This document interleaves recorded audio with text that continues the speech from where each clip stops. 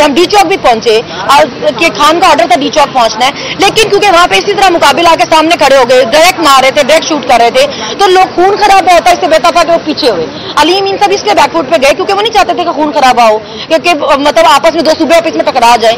तो हमने वादा पूरा किया, वो पहुंचे डी चौक, लेकिन उसके बाद फिर जो उनको सही लगा मुफाहमत की पॉलिसी उन्होंने रखी, वो पीछे हो गए।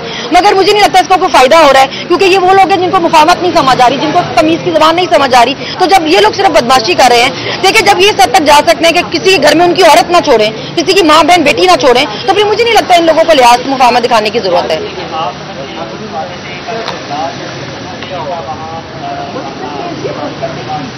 देखिए मसला सारा ये एहतजाज में कि एहतजाज की उम्मीद सिर्फ 2-4 लोगों से रखी जा रही है। 2-4 लोग एहतजाज नहीं कर सकते।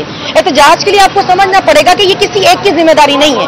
अली अमीन भी अगर है तो वो एक सूबा है जिसके अगेंस्ट बाकी सारे सूबे हैं, जिसके अगेंस्ट वफाक है, जिसके अगेंस्ट सारे इदारे हैं। तो अवाम की सपोर्ट अगर उसके साथ नहीं होगी तो वो कहाँ अकेला एहतजाज कर लेगा ना। मिलने गया तो वहाँ पर उनको डांट पड़ी है इमरान खान साहब से, बड़े बावजूद इजराइल ने ये बताया कि उनको डांट पड़ी कि आप कुछ नहीं कर सकते, आप लोग बारी हैं। देखिए ये जो आपके बावजूद जराए हैं इनके बारे में तो मैं नहीं कह सकती कि कौन से जराए हैं ये, लेकिन अगर वो ये कह रहे हैं कि जी देखिए लोगों की उम्मीद भी यही है ना, उन्होंने लोगों को वोट इसलिए नहीं दिए थे कि आप किस पार्लियामेंट में जाके बैठे हुए हैं, आप कौन सी सीट पे बैठे हैं, कौन सा ओहदा एंजॉय कर रहे हैं।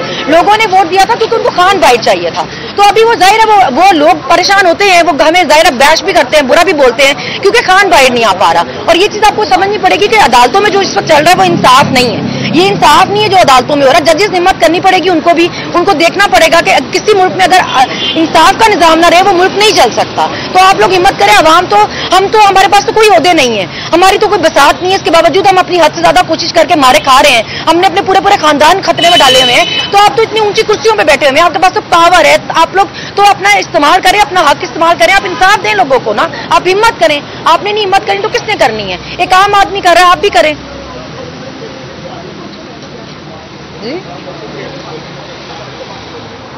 जी केपीके का भी मसला है कि उनके साथ भी यही हुआ कि वो एक अकेले, हम डी चौक पहुंचे, मैं गवाह हूं ना, हम डी चौक पहुंचे, लेकिन ये नहीं हो सकता कि हम केपी का भी पूरा रास्ते खोलते आए।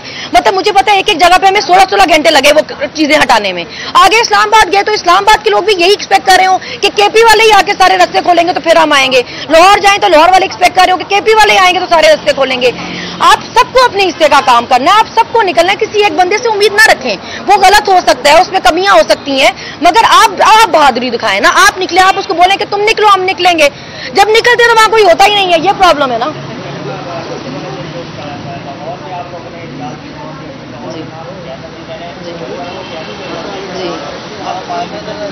देखिए अब ये भी देखिए, इसमें भी आप डबल आप इसमें अब भी आप किसी को मानते ही नहीं है कि हम क़यादत को मानते हैं। आप कहते हैं खान के अलावा हम किसी को नहीं मानते, हम किसी क़यादत को नहीं मानते, हमें सिर्फ खान चाहिए। जब बाहर निकलने की बारी आती है कहते हैं क़यादत कहाँ है, ये लीडर कहाँ है, वो लीडर कहाँ है, ये कहाँ है। भाई आप कहाँ हैं? सबसे पहले तो ये बताएं सवाल पूछने वाले कि आप कहाँ थे। आप हमें पूछे हमारी तस्वीरें कहाँ, आप मुझे बताएं आपकी तस्वीरें कहाँ हैं, आप कितना निकले थे, आपने कितनी मार खाई, आपका बाप कितनी बार अरेस्ट हुआ, आपकी बहन कितनी वांटेड है, आपका शौहर कितनी देर जेल में रहा, आप खुद कितनी बार जेल में रहे।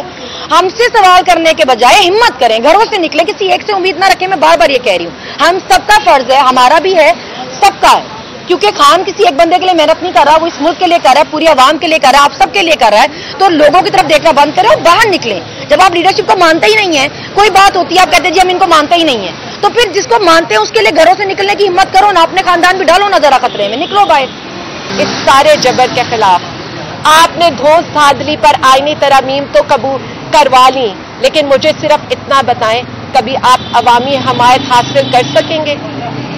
आपने इस्लामी रवायात के अगेंस्ट या आईनी तरमीम तो कबूल करा ली, लेकिन मुझे सिर्फ इतना बताएं कि क्या कोई ये कह सकेगा कि उमर बिन खिताब से भी कोई आम शहरी सवाल कर सकेगा, या हजरत अली को भी कोई कटहरे में खड़ा कर सकेगा?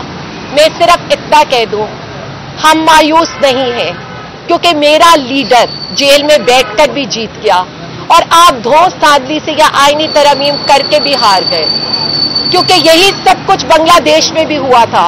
वहां की भी हसीना वाजिद तलबा को शर्फपसंद कहते कहते खुद उन्हीं के हाथों जलील होकर उस मुल्क से गई थी, और बिल्कुल यही हाल आपके साथ भी होने वाला है। अपने इक़्तिदार को दवाम देने के लिए जिस तरह की आईनी तरमीम, जिस तरह की धौंस धांधली आपने इस मुल्क पर मुसल्लत की है, तो मैं आपको सिर्फ इतना बता दूं, اس کے باوجود بھی نہ آپ اپنا اقتدار بچا پائیں گے، نہ آپ عوامی حمایت حاصل کر سکیں گے، اور نہ آپ عزت حاصل کر سکیں گے، کیونکہ آپ ذلیل و خوار تو ہو چکے ہیں۔ رات کے اندھیرے میں جو آئین پر شب خون مارا گیا ہے، ہم اس کے خلاف تحریک کا اعلان بھی کریں گے، آواز بھی اٹھائیں گے، ہر فورم بھی استعمال کریں گے، چاہے آپ ہمیں ملٹری کورٹس میں لے کر جائیں، چاہے آپ ہمارے اوپر اور کیسز بنائیں، چاہے آپ چادر اور چار دیواری کے تقدس کو پامال کریں، ہم اس ظلم کے خلاف کھڑے تھے، کھڑے ہیں اور کھڑے رہیں گے انشاءاللہ۔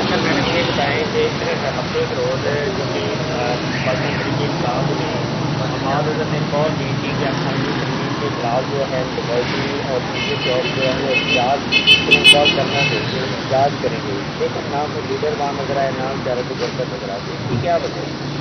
دیکھیے، میں صرف اتنا بتاؤں گی کہ ہمیں یہ دیکھنا چاہیے کہ پاکستان تحریک انصاف تو مسلسل ایک فاشزم کا مقابلہ کر رہی ہے۔ یہاں میرے خیال میں لاہور کے 49,000 گھروں کی چادر اور چار دیواری کا تقدس 9 مئی کے بعد سے پامال ہو چکا ہے۔ شاید ہی کوئی گھر ہے جن کی گھروں کی خواتین، بیٹیاں، بہویں، بہنیں محفوظ رہی ہوں، یا نہیں ہے تو کسی کے اوپر FIR ہے یا کوئی قید کے اندر بند ہے۔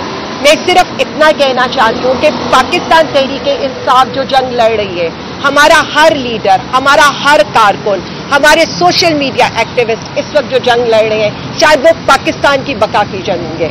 تو یہ PTI سے زیادہ اب پاکستانی قوم پر یہ فرض بن گیا ہے کہ اس ظلم کے خلاف، اس جبر کے خلاف وہ نکلیں گے بھی، اور انشاءاللہ تعالی اس ساری فسطائیت کا مقابلہ بھی کریں گے۔ میڈم تحریک انصاف کے رہنما معلوم نظر ہی نہیں آ رہے پورے پلیٹ فارم۔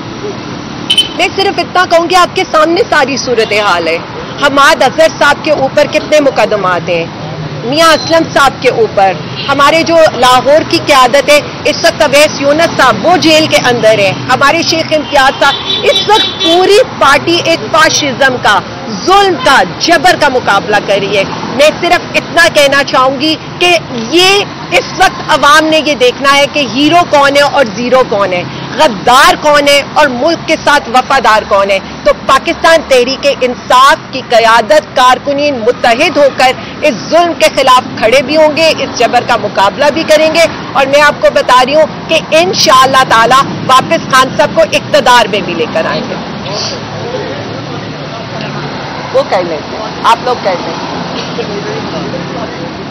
میڈم سلمان لیکن میری نا ہے، مجھے نکلنا ہے، میرا بھی فون آپ لوگ کر لو، مل لو، مجھے گاڑی کی چابی فون میں